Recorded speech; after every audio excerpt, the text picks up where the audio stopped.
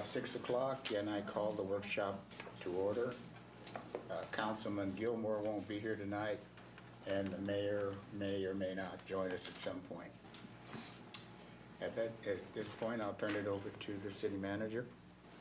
So tonight, council, we have a report for you on multifamily recycling. This was a program that we put in place, and we had some difficulties, so we had to go out and do some pretty intense training and education. And so Lisa Weaver is here tonight to give you a report, status report on multifamily recycling. And I'm joined with by Tim Yatko. I think most of you have met Tim. He's working for me as a contractor right now, specifically on the multifamily program, and he'll participate in a few minutes just to let you know the things that he has found out there. Go ahead. This next slide is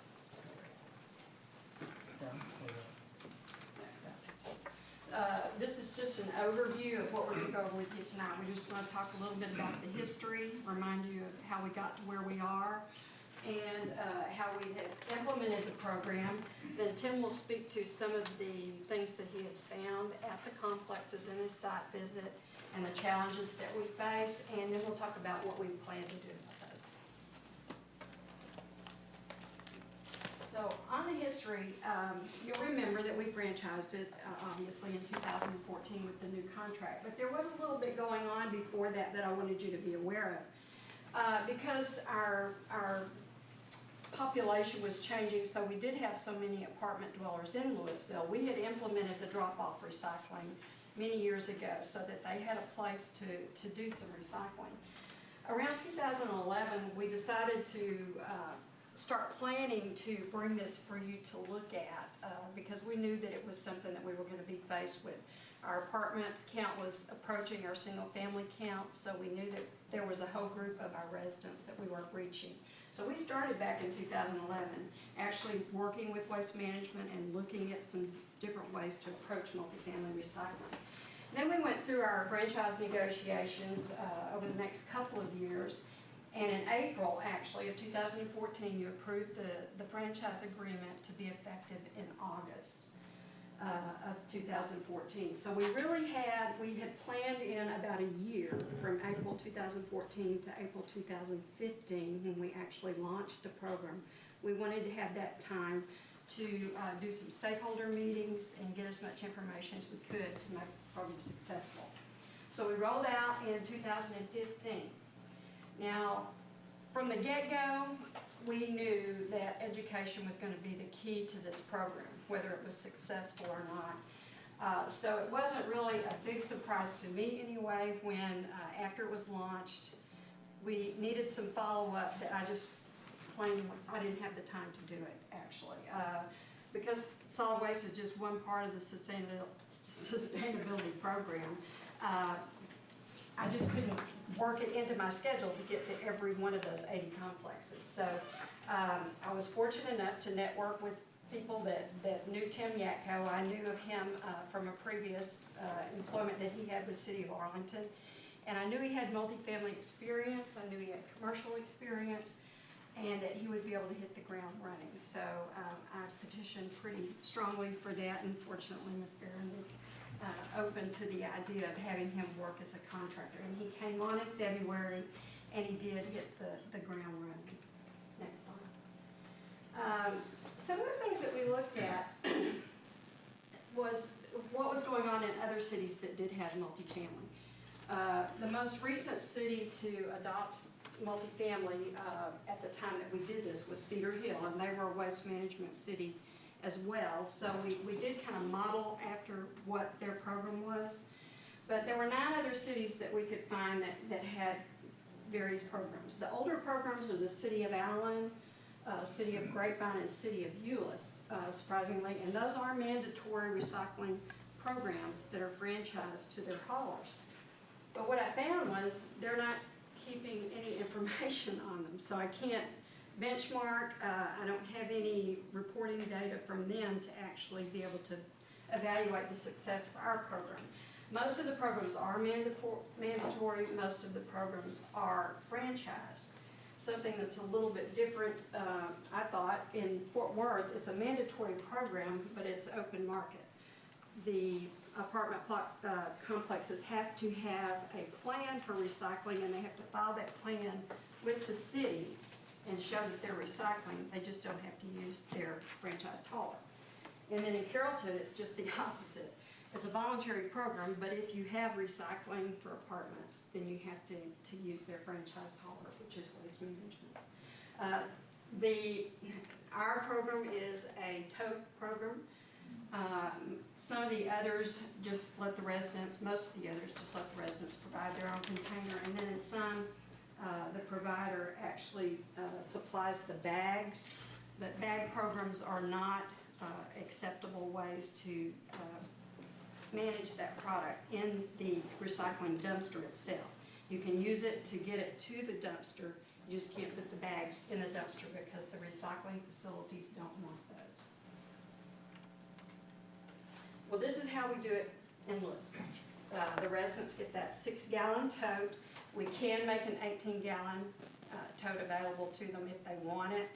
Most of them do not want it. Just like in the single-family program where the recycling cart has a yellow lid, the dumpsters for recycling have yellow lids to distinguish them from the trash dumpster. A little over a quarter of them have a valet service, and that might be a valet that they provide with their internal staff where they're going door to door to pick up the trash and recycling, or it could be a company that they contract with that does that service. But most of them don't, so most of the residents are using that tote to get it to the dumpster. In Louisville, we did require that Waste Management have a dedicated day to pick up multifamily. We're one of the few cities that does contract separately for processing. So I wanted that reporting data to be separate, and I wanted it to be pure. I didn't want any other commercial recycling in that. So we collect on Tuesdays, and we have dedicated trucks that don't pick up anything but multifamily. And this is kind of where we stand today. We have 76 properties that are participating. We actually have 78 properties. 2 of those only had 4 units, and we let them opt out of the program. But the average number of units per complex is 270. Now that's kind of misleading because we have those smaller complexes that have 4, but then we have the Chapel Hill that has 1,200 units. So that can be a meaningless number when you start looking at it, evaluating it apartment complex by apartment complex. Tim did do some analysis, and he found that the ratio of trash to recycling is about 3 to 1, 3.5 to 1.5. That's not where we want that to be. Just like in your offices, you have a desk side container, one for recycling and one for trash, so it's convenient for you to make the right decision.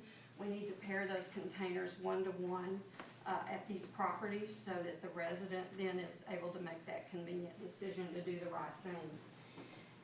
We did find that a large majority, they're very supportive. We found that in our stakeholder meetings that we conducted up front.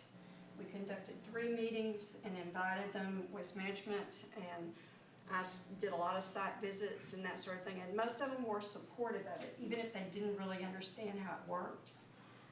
The 7% that are not supportive are adamant in that not being supportive. So those are the ones that we aim some particular education to, and that Tim is doing some specific. It's only about 5 or 6 though. Yeah, it's not that many complexes. Right, yeah, out of 76 or something. How many units is that in that 7%? I mean, the apartment, yes.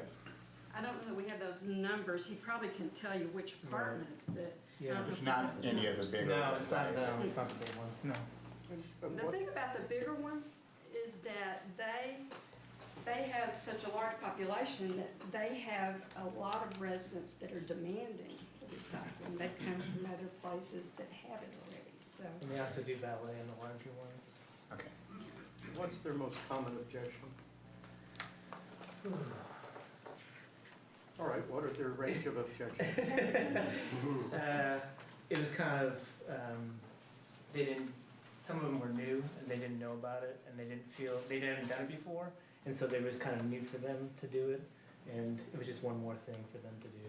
And I was like, that's the most common. There were some initial concerns about the cost, but, you know, they passed their cost on to the resident anyway, the resident's paying for the service. But I think a lot of it initially was just that they don't believe that it would work. I mean, they go in with a preconceived idea that it's just not gonna work with apartments.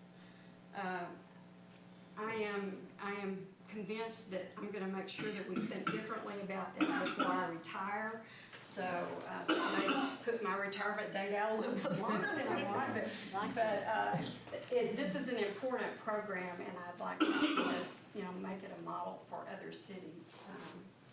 So we'll cross our fingers on that. Now this slide, I don't want you to think that I'm trying to compare the multifamily program to the single family program, because that's not a fair comparison.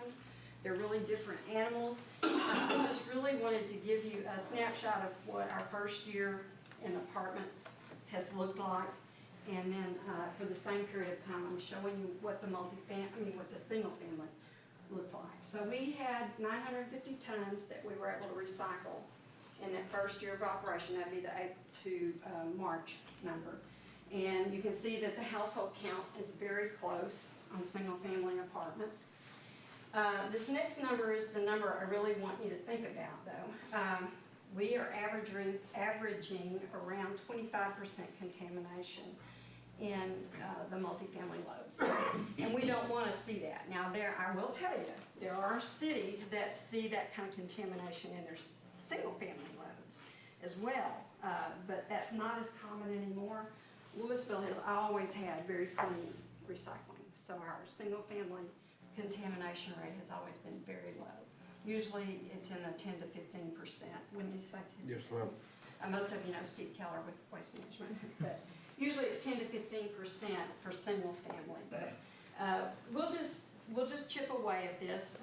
We can only make, you know, small steps toward reducing it at a time. But that we are working very hard at doing that. So Which is a matter of education more than it anything. is. I mean, education is truly the key. And I think just in having it be a topic of conversation in Louisville, we can see the change in the 6 months that Tim has been here, for sure. Okay. I'll let him talk a little bit about what he has found. So I met with all 76 department managers. I can tell you it was a pleasure. Overwhelmingly, they were positive. Like Lisa said, 96% were very welcoming to me. I spent about 30 minutes with each of them, 30 to 45 minutes depending on the conversation, how it went. And then I spent about 20 to 30 minutes on the property, going around making sure that they did have recycling. And I can report everybody has recycling. Nobody's trying to cheat the system. So when I first started, fun fact, don't ever go to an apartment on a Monday because they won't see you because they're too busy from the weekend. And also fun fact, don't go on the first of the month because that is like the worst time because everybody's paying their rent. Well, from all the properties that I visited, this would be an ideal property. So I put up some of the elements that I saw across all the apartments, and overwhelmingly, Louisville has an engaged property management group. And then that's one indicator that this is a property that's going to, participate in the recycling. Secondly, it's nice to have an informed resident with a low turnover rate. That means that the resident knows where the recycling dumpster is, or that they actually have recycling at that property. I was out on the property one time and somebody rolled up and said, "What are you doing here?" Because I was putting stickers on the dumpster. Well, I'm putting stickers on the recycling dumpster. "Oh, we have recycling?" I'm like, "Yes," and I handed them the flyer. So that's one of the challenges I've come across. A best practice, just like Lisa said, is to pair your trash and recycling dumpster together, and a lot of apartments did that. A few couldn't do that because of space issues. We're talking properties from the 1980s where trash was a requirement, but recycling was an afterthought. So they got creative and they did find spaces for their recycling. Sometimes not as close as I'd like, or it's just recommended, which is 25 feet. or right next to each other, like in the picture there. The next element that is an indicator of a good recycling program is a cooperative valet service. Originally, we had valet service on there because the valet service does the work that, you know, the single-family home has, where it's at your doorstep. They'll pick up the trash, they'll pick up the recycling, and take it to the dumpster for the residents. We put cooperative on there because we, at the beginning, when Lisa launched, she talked to the major valet services, and they were on board with it because they had to burst the recycling bags. If they distributed blue bags for the residents, they had to burst those bags to get them into the recycling dumpster because plastic bags get caught on the machines at the facility, as Waste Management will tell you. So we added cooperative to that. And so far it's been pretty good. There's been some changes in the services that are being provided, or the companies that are servicing these apartments. But I've talked to them about let them know what's going on with recycling here. And then the last element is a gated community. Not all apartments have gates on them, but it's helpful. It's helpful to deter illegal dumping and, you know, just the casual, oh, I'm driving by, I have a couch in the back, I don't want to go all the way to landfill, I'm going to dump it at this apartment.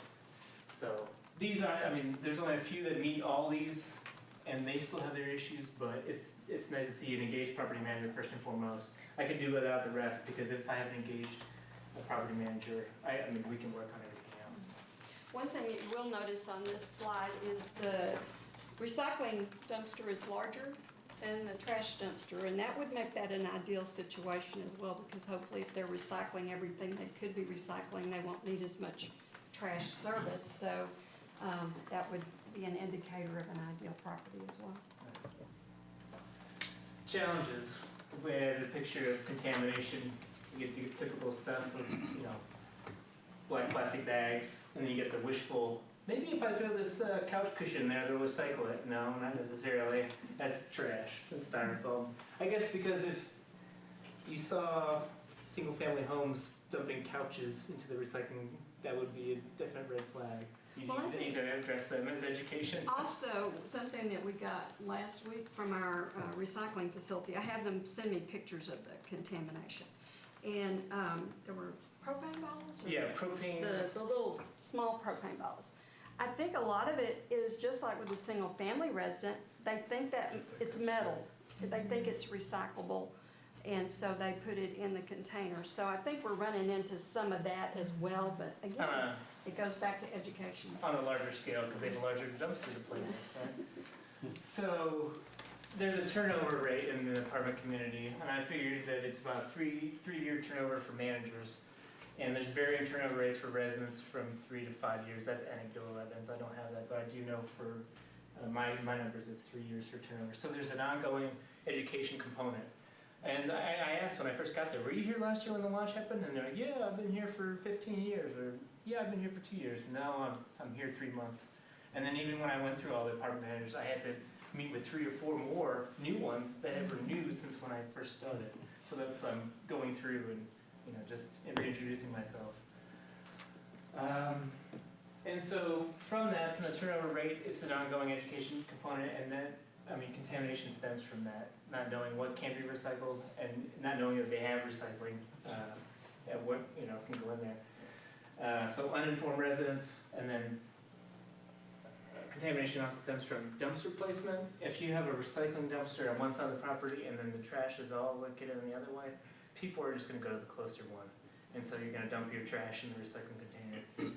And how do you know which is the recycling container? One of the number one complaints or things I heard from the manager was, why do all the recycling dumpsters have yellow tops and they're colored green? So there's confusion.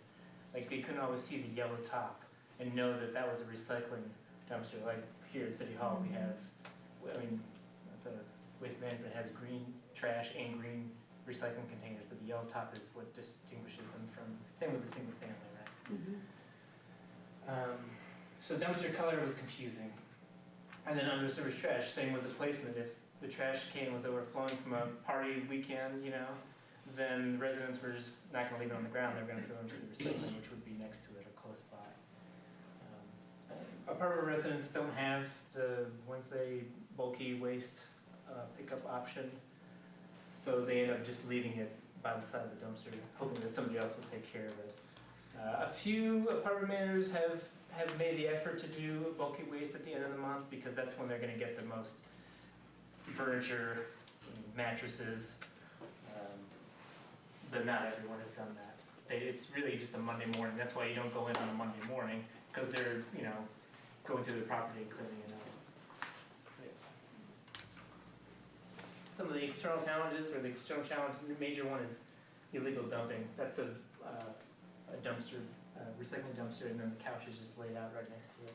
Occurs after office hours, so the property manager's not on there, and it happens at the weekends when they're not there as well. It usually happens next to busy roads, and if they don't have a gate, it's almost a regular thing. So What That's percentage kind of our apartments have gates? I hadn't run the numbers on that. I can find that out for you though. I mean, it's not a majority. I was gonna say it's probably less than 25%. But then another question is what percentage of the gated communities have functioning gates? Because a lot of times you roll up, I go, what's the gate code? Oh, you just go through. That's fine. We're working on it. So it depends on also the visitors. If they see that nobody's around, they'll just feel like, oh. And many of the gates are open during the day. I think the key here as far as illegal dumping is it's at Evening. night, Evening. they're closed, so people can't go in there thinking they're not being seen. So is that notice that you have posted right there, is that posted on all of the? No, No, only a that- few. That was one of the complexes. Right, one of the complexes has that, and signs, signs do some things, but there's been frustration from the property managers about how do we stop illegal dumping. It's hard for them to get the license plate, the driver picture, that kind of stuff that police need for an arrest, or for a direct ticket. I think that's it. Well, so those were the challenges, and now I want to talk a little bit to what we are trying to do to meet those challenges. So from the city standpoint, obviously the first thing we did was find somebody that could be out there educating people about it, and that's what Tim has done. And in the 6 months that he's been here, this number is now 6 on-site visits, because he had one this past weekend.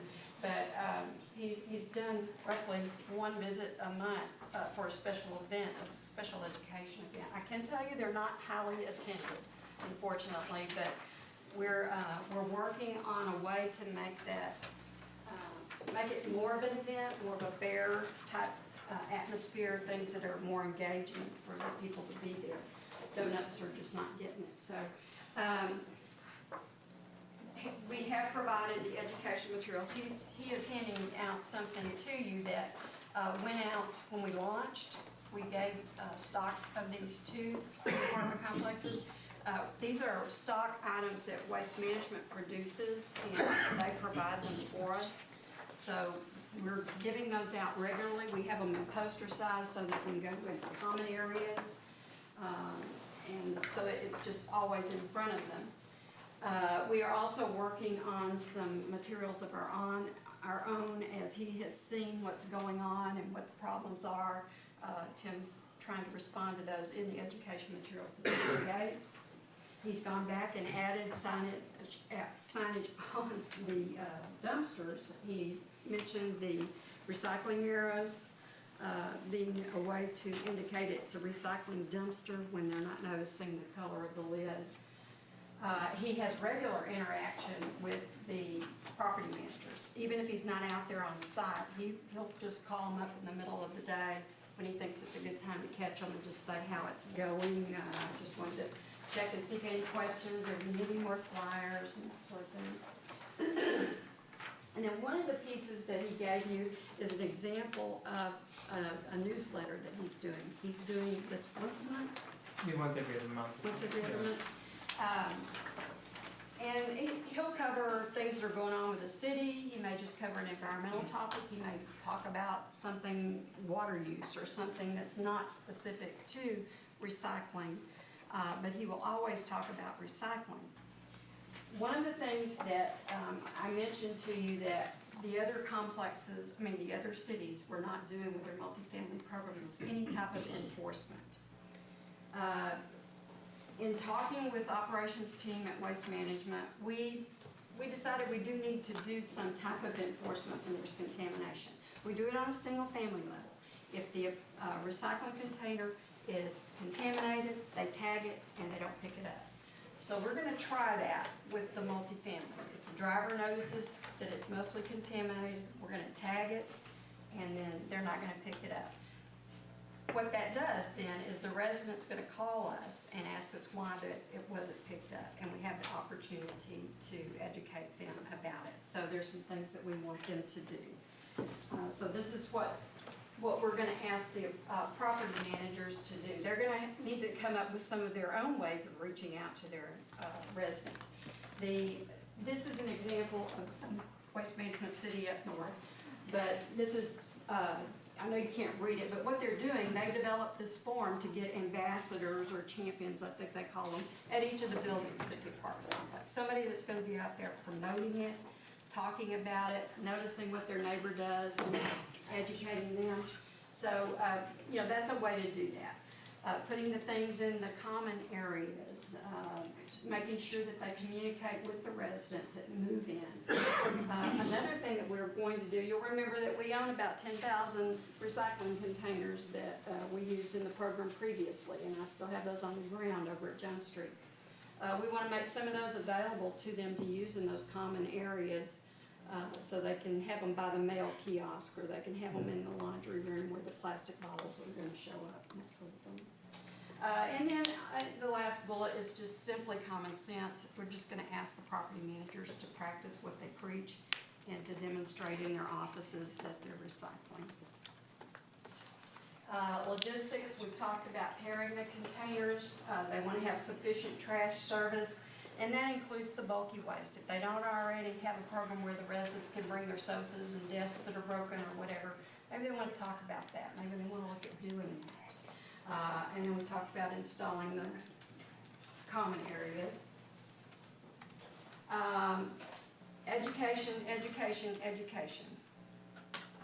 That's going to be our continuous outreach program. One of the things that we are doing on the second bullet, Tim's developing a canned program. So let's say he's not here and somebody else needs to go out and do that education program, then that program is set up in a way that someone else can do it. But we're also looking at a multi-department outreach, particularly now that we have that possibility of the mobile city hall.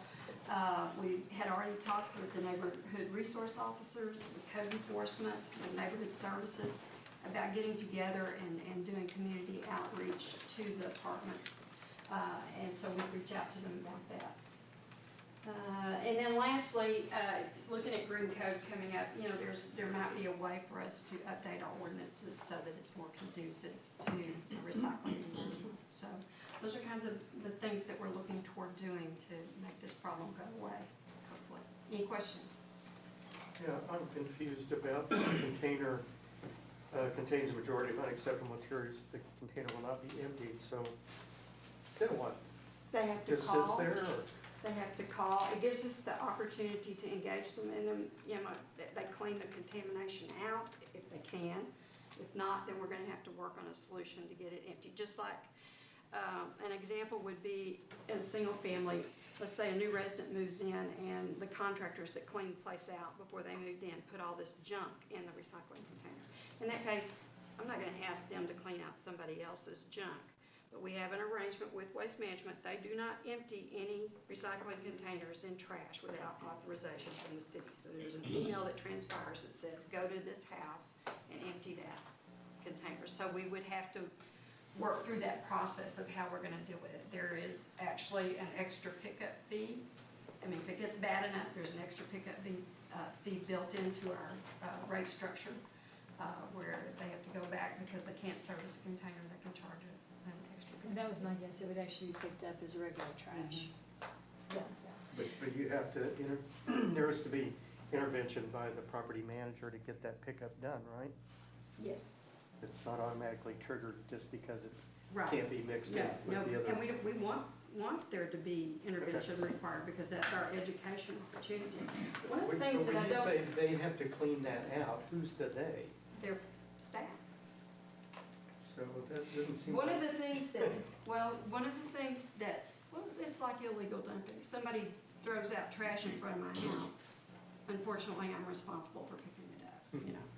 But one of the things that I guess I neglected to put this in here, I don't think I've already said it anyway. One of the best practices for a property management is for their staff, their maintenance folks, to be looking in those containers every day. So if they do that, they're gonna see that contamination happening before it's an 8-yard container full. And they do. Dangerous. I mean, there's some of them that are like super sleuths. Like they'll go through the trash and the recycling and they'll pull out receipts for names and they'll hunt them down. It's pretty cool. I mean, some of my I have more recycling champion managers than people who don't want to participate. And like that's why I was excited to talk to the department managers because it was surprising. It was like refreshingly surprising that they were that hardcore. So. And there may Steve, I'm be guessing other you've seen that options. process in other cities? Yes, ma'am. I will say that one of the biggest problem that always in apartments is people doing it the right way. And it's very refreshing to see y'all taking an aggressive stance on educating because a lot of folks don't. And to your point, I understand exactly where you're coming from and about you don't want to be punitive on somebody, but you want to have the opportunity to teach them how to do it correctly. And people don't realize what a mattress and a load of recyclables does to the end result of trying to process the materials. And so there has to be a way, there has to be pretty much a rule that says you cannot put that in there. And if it's in there, it can't be picked up. And so I applaud. We've talked about it before we came into the meeting. They're not going to just go out and be Gestapo, on everybody. But there has to be a point in time where you say it's going to cost you to have this done if you continue to let the process happen like this. So yes, It ma'am, we happened see to us this happen today, a lot. actually. I got a call from Waste Management, and one of our recycling drop-off containers had a mattress in it, and they wouldn't service our recycling container, and I had to call somebody in Keith's department to go and get it out of there for us, so. But the other reason I asked though is, so let's take styrofoam particularly. Once styrofoam's in there and busted up, there's no, I wouldn't want to imagine how you clean that out. Well, and the same thing with bags. We're not gonna expect them to go through and pull out plastic bags out of all of that stuff that's in there. We will expect them to pull out mattresses or propane bottles or whatever, but I mean, there's a point at which we're not going to enforce it that way, but we want to do the education. We want to have the opportunity to do the education. Councilman, we call that in our industry, even though we don't do your processing on this particular material stream that's out there, it's incidental to the load. We know that there's going to be stuff in all the time that can't be processed. So styrofoam is a good example. Everybody, I don't know why people think styrofoam is recyclable, but it's absolutely not. But it is incidental to the load. It can be dealt with. It's the heavier items, like what she said, the mattresses, the busted up couches, the old pieces of wood furniture, those kind of things that really cause the problems. Okay. Any other questions? I do have one. You mentioned that as the recycling is done in the apartment complexes on a Tuesday. Now, I'm not sure, but are all the apartment units garbage picked up on Tuesdays? Or does this create an issue for them, recycling on a Tuesday and regular garbage pickup on a Thursday? To the resident, they don't know one way or another. They don't know what day it's picked up, the dumpster top. But it's not something that would conflict. Okay, thank you. Thank you both. Okay. That moves us into the regular session. The invocation I will take care of. Councilman Jones will handle the pledge to the American and Texas flags. And on item 1, we're going to need a motion to continue that until September the 12th. We'll need a motion and a second and a vote on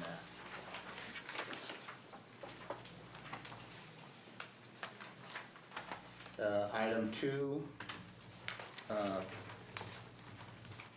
any discussion?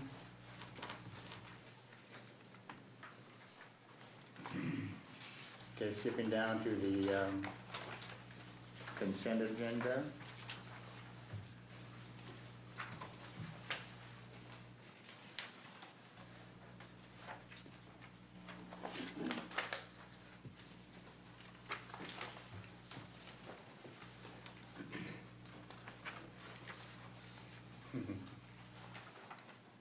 Okay, that brings us to the regular hearings, item 12.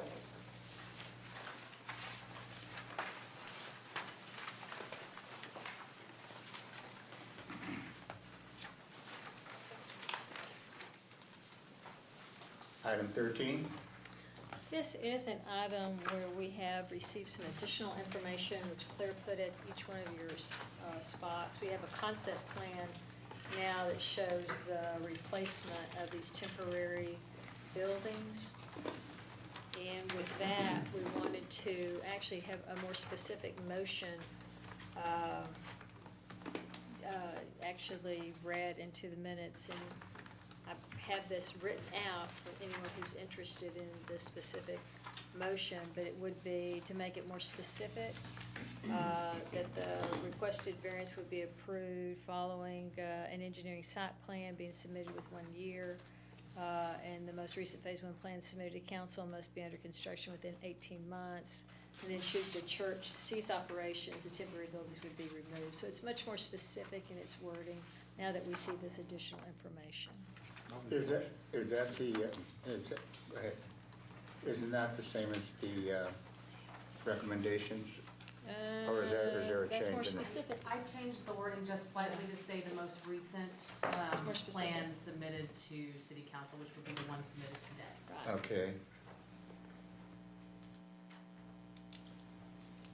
So you're gonna do that, Mr. Jones? Yes, sir.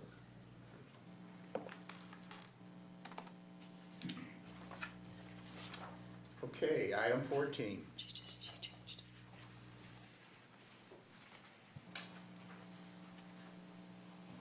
it. This requires some specific wording read into the proposition. Is that correct, Julie? That is correct. And it's listed there for you where it says, I move that the city of Louisville, blah, blah, blah. That needs to be read specifically as part of the motion.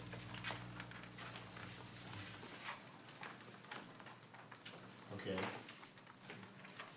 And that's read by me, correct? Whoever's No, making the motion. whoever's making the motion. Okay, all right, good. And item 15 is the same, Yes, sir. item 15 is the same wording that's required. Yes, sir.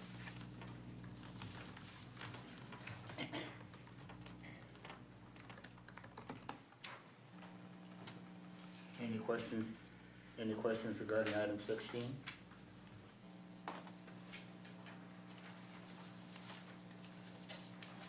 Okay, anything else? All right. The workshop is closed.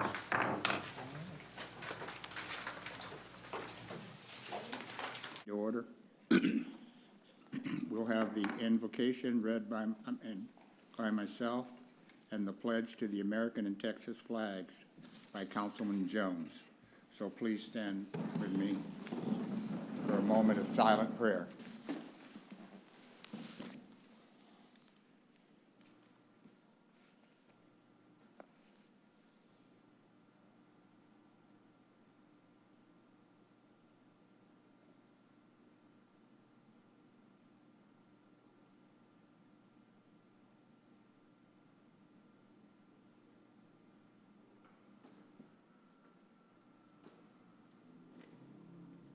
Thank you.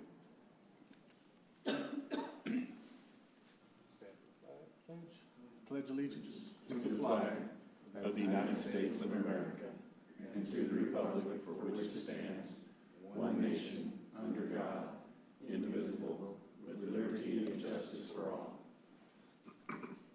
honor to the Texas flag. I pledge allegiance to thee, Texas, one state, under God, one and indivisible. Voice crack there a little bit on that? His face is black. A little bit.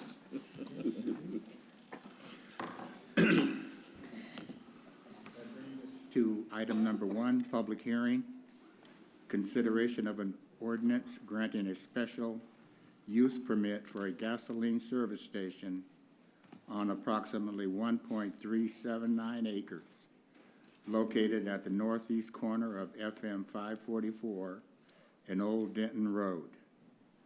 Comments: the applicant has requested that this item be continued to September 12th, 2016 City Council meeting. Recommendation that the council continue the public hearing to September 12th, 2016. I will entertain a motion. I make a motion that we continue this hearing to the September 12th, 2016 City Council meeting. Second. We have a motion and a second. All those in favor? Aye. Aye. Oh, I guess I shouldn't. Opposed? Motion passes. Item 2, public hearing.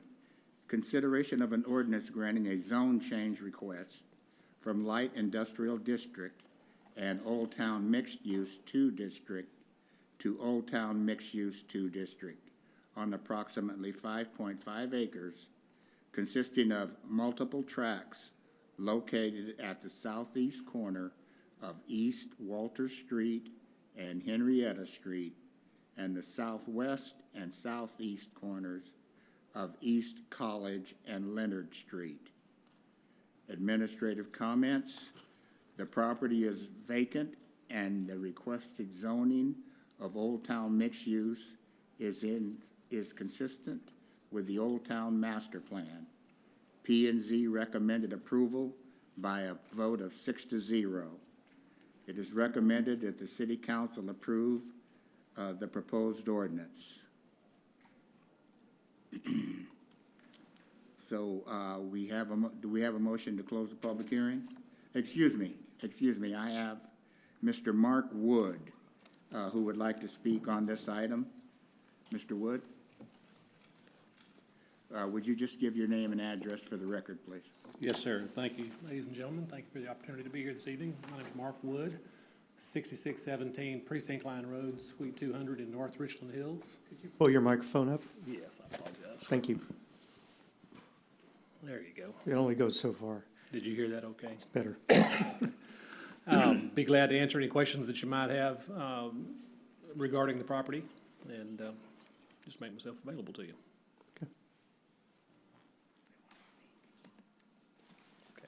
No question. I don't have any questions. Thank you, though. Thank you. All right, thank you, Mr. Wood. Do I have a motion to close the public hearing? Move to close the public hearing. Second. All those in favor? Aye. Opposed? The motion passes.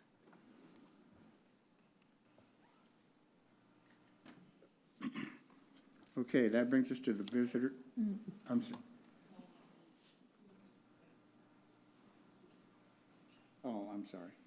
Yes. Okay, could I have a motion to approve the item? Move to approve as presented. Second. All those in favor? Aye. Excuse me. Of the Louisville City Council amending the zoning ordinance by rezoning approximately 5.5 acres consisting of multiple tracts situated in the A.G. King Survey, abstract number 698, located at the southeast corner of East Walter Street and Henrietta Street and the southwest and southeast corners of East College Street and Leonard Street, from light industrial district zoning and Old Town Mixed Use 2 district zoning to Old Town Mixed Use 2 district zoning, correcting the official zoning map, preserving all other portions of the zoning ordinance, determining that the public interest and general welfare demand the zoning change and amendment therein made, providing for a repealer, severability, and a penalty, and declaring an emergency. So let's do that again. All those in favor? Aye. Opposed? The motion carries. That brings us to the visitors forum. At this time, any person with business before the council not scheduled on the agenda may speak to the council. No formal action can be taken on these items at this time. And I do have a card filled out for a Colby Bannister that would like to speak.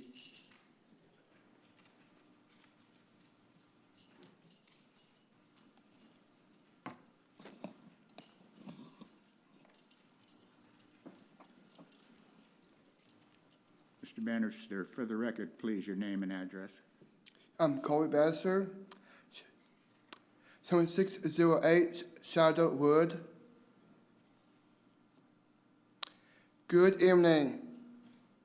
I am Colby Bannister. I am 30 years old, and I work at the North Richland Hills Wax Center.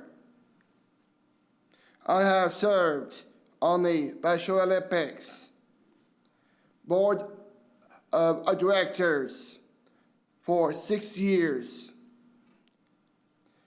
And I served on area communities. I want to tell you all the things about the Olympics has made possible for me. When I was born, the doctors told my parents that they should send me to an institution to live. Someday I would like to get married and live with my wife in our own house. The doctors also told my parents that I was not able to talk very well. I'll show them. Look at me now. I am a global manager for Special Olympics. When I wanted to be in Boy Scouts, one troop didn't want me to be a part of that troop. But my friends stayed with me, and we all find a great troop. Want all of us. I wish that Scoutmaster could see me now. I earned my Eagle Scout at 16 years old. The doctors told my parents that I would not survive my open heart surgery. At the time of my surgery, I weighed 25 pounds, and I could not play outside with my friends. I competed in swimming, cycling, and gymnastics and power team. Guys call me the Rock. In 2011, I competed in the Special Olympics, World Games in Athens, Greece. World Games in Athens. I am a world champion gymnast. I won 1 gold, 2 silvers, and 2 bronze medals. Because I had Down syndrome, so things are not easy for me as they are for you. Special Olympics has helped me to learn to set goals and to work and to reach them. It has opened doors and changed my life.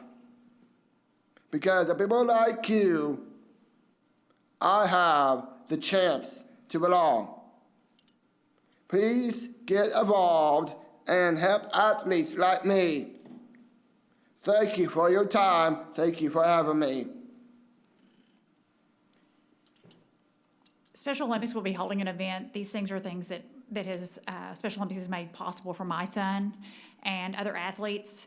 So there's an event being held, the Steak and Stetsons, which will benefit Special Olympics at the Circle R Ranch on it's on September the 10th.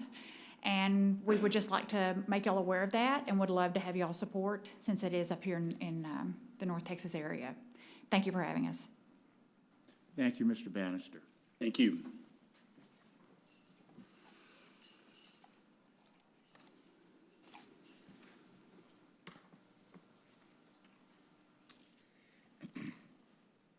That brings us to the consent agenda. All of the following items on the consent agenda are considered to be self-explanatory by the council and will be enacted with one motion. There will be no separate discussion of these items unless a council member or citizen so requests. For a citizen to request removal of an item, a speaker card must be filled out and submitted to the city secretary.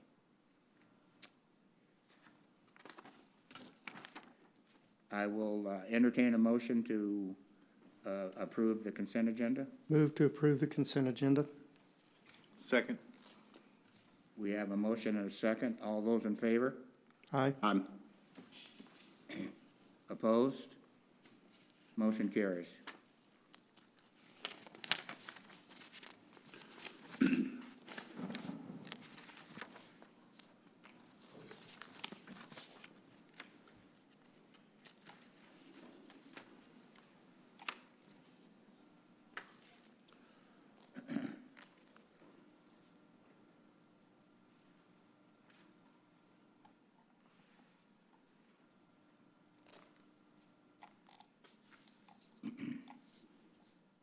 That brings us to item 12, consideration of an ordinance approving the 2016-2017 annual service plan update to the service and assessment plan and assessment role for public improvements for the Josie Lane Public Improvement District. Administrative comments.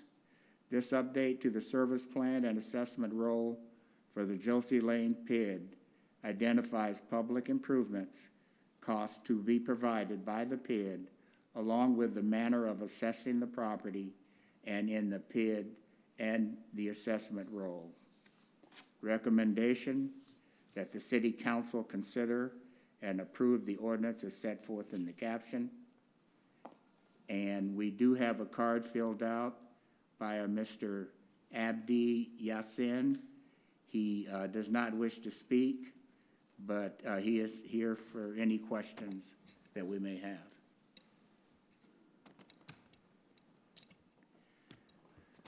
I will entertain a motion to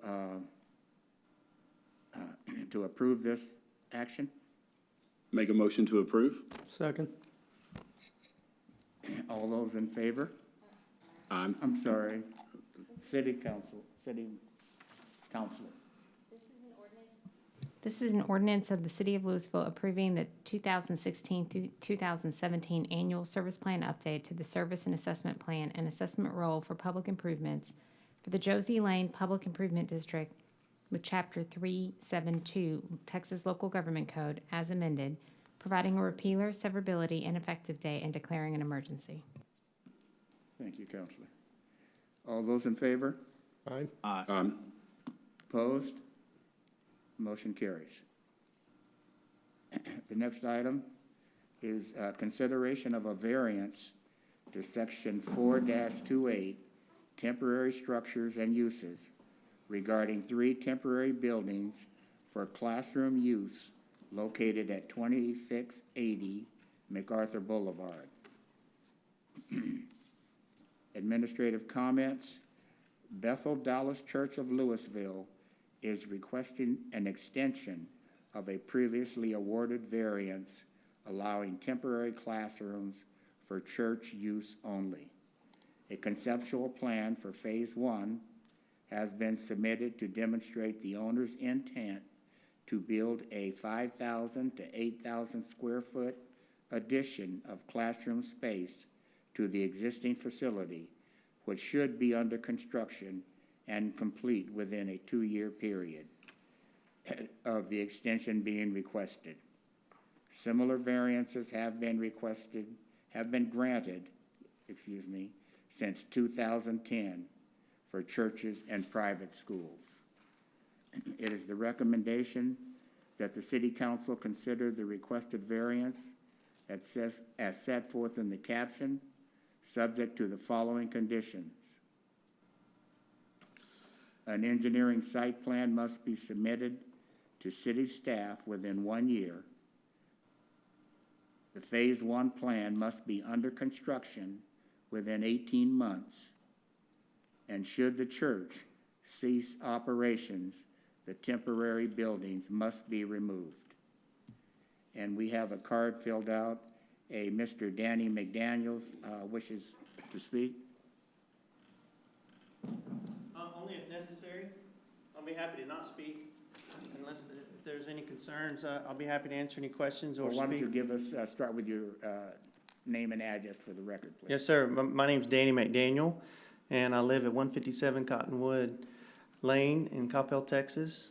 And I'm the pastor of Bethel, Dallas, and also my wife and I own the Champion Center, which is the building that houses Bethel, Dallas. Okay, any questions? No, sir. All right, sir, thank you very much. We Yes, don't sir. have any questions for you. Thank you. At this time. Mr. Deputy Mayor Pro Tem, I move to approve the requested variance set forth in the caption above, subject to the following conditions. 1, an engineering site plan must be submitted to the city staff within 1 year. 2, the most recent Phase 1 plan submitted to the City Council must be under construction within 18 months. And 3, should the church cease operations, the temporary building must be removed. Second. We have a motion and a second. All those in favor? Aye. Opposed? The motion carries.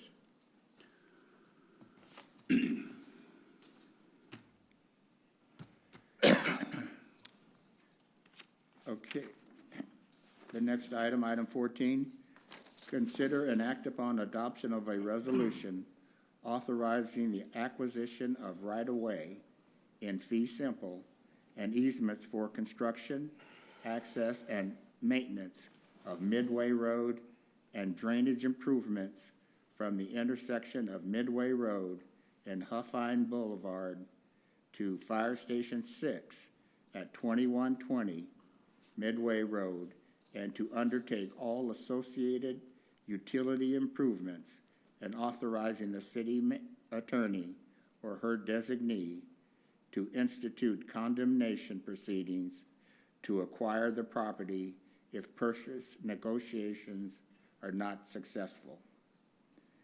Administrative comments.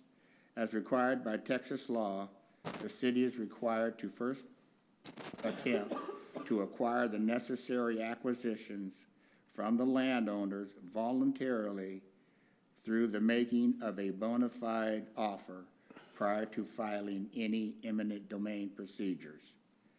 It is recommended that the City Council consider and adopt the resolution as set forth in the caption above by using the following motion, which is prescribed by Texas Government Code 2206.053, subsection E.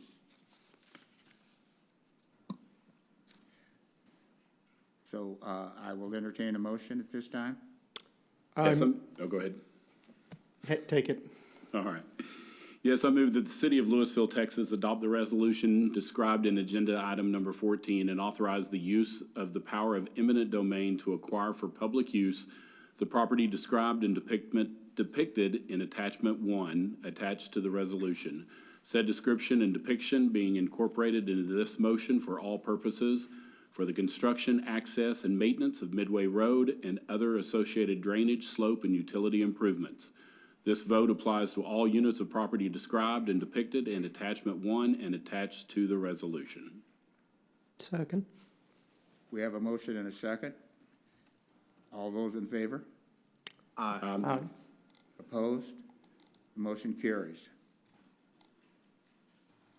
Item 15, consider and act upon adoption of a resolution authorizing the acquisition of easements for the construction, access, and maintenance of the Midway Branch Sanitary Sewer Force Main from a future Midway lift station site across from 527 Holford's Prairie Road to the north, right-of-way of South Highway 121, and to undertake all associated utility improvements, the project, and authorizing the city attorney or her designee to institute condemnation proceedings to acquire the easements if purchase negotiations are not successful.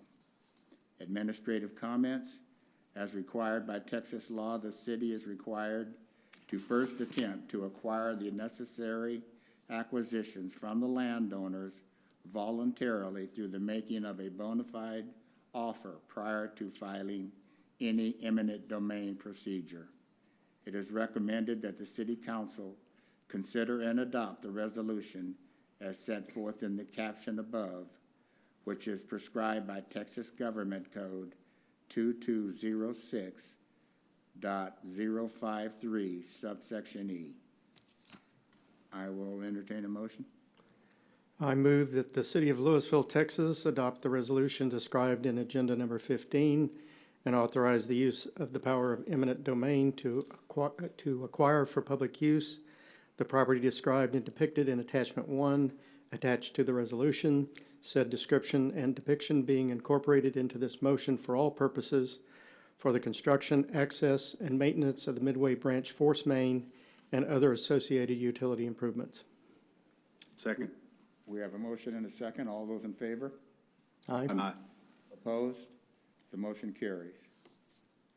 Item 16, consideration of a resolution authorizing the city manager to submit an application for the Homeowner Rehabilitation Assistance Program, approval of a language access plan, and approval to commit matching funds should the grant be awarded.